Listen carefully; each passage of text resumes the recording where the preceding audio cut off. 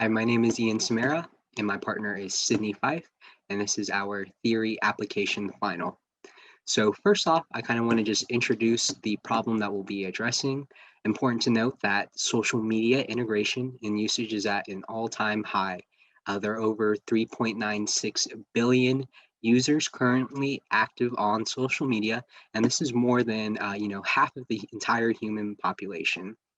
Now, what's unique about this space is due to this heightened level of interconnectivity, which both has a lot of positives and negatives, celebrities and brands are now able to uh, utilize this direct engagement through social media to subvert an otherwise oversaturated media space, as now media and advertising is the biggest it's ever been. So now there's this ability to form these new intense relationships between consumer and brand that are almost extremely intimate and can even be manicured to a degree.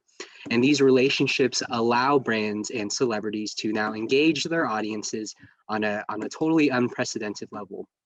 While this does have, huge implications for brands and celebrities that allow them growth, this also opens great potential for overexposure and crises down the line. So first off, let's kind of address, what is this new thing called cancel culture? So it's been defined through academic studies a few ways. One of the most reliable ways that we've seen is it's kind of a public response to digitalized faux pas or social insensitivities or slip ups regarding racial issues or economic issues, really just anything that kind of rubs social acceptance the wrong way.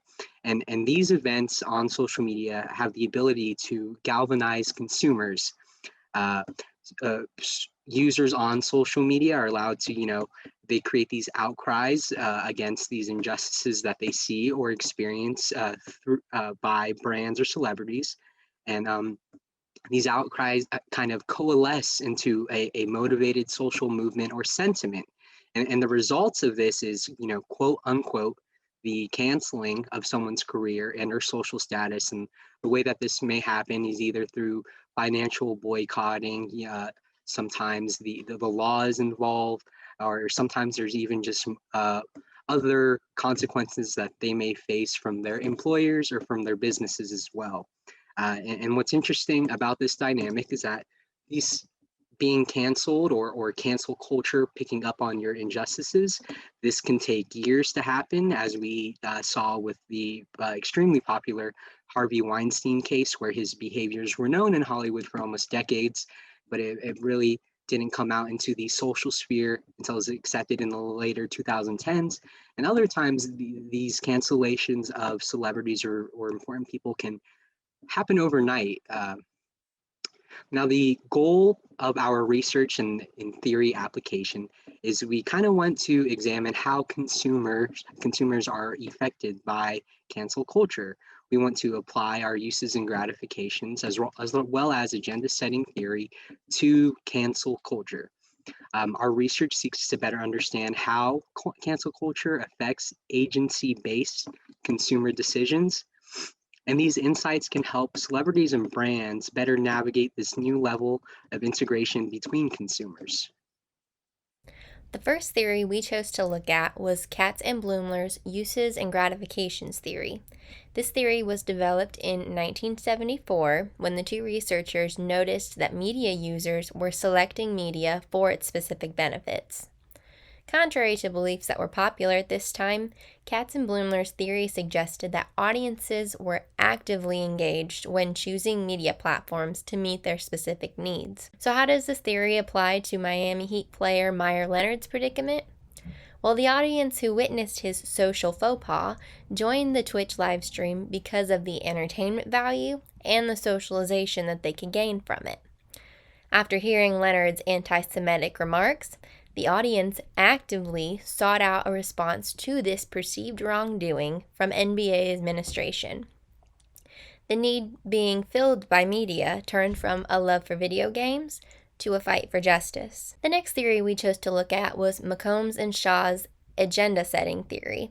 which states that media doesn't instruct audiences on what to think, but how to think about certain topics.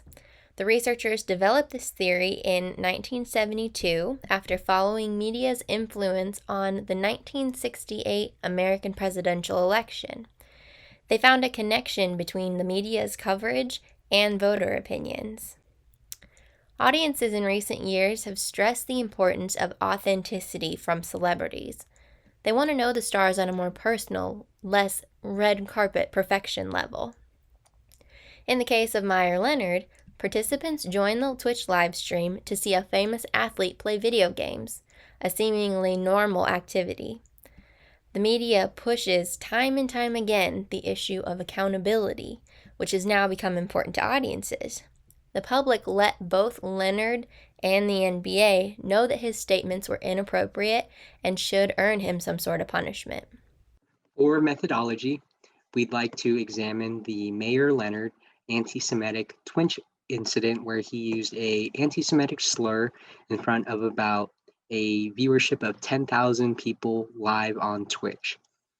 To approach this incident, we'd like to use a qualitative online survey for sentiment analysis towards Mayor Leonard, which would ask questions about how they feel about him, how they feel about in reaction to the incident. Was justice apt, and whether or not they'd be willing to support him maybe after the fact. So questions in these kind of range. And the reason why we went with an online survey is because it allows for the easiest access to people, as well as it allows us a wider range of demographics to gain insights on the perspectives that are shared via the survey. And it's important to note that this survey is extremely limited by self-reporting, as well as kind of a lack of information regarding on how Mayor Leonard dealt with this scenario behind closed doors.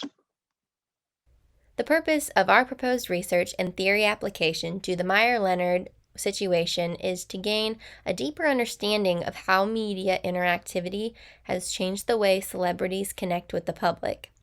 We also want to analyze how emotional attachments that are able to form through media impact the modern phenomenon of cancel culture. Thank you for your time and for your consideration of this project proposal.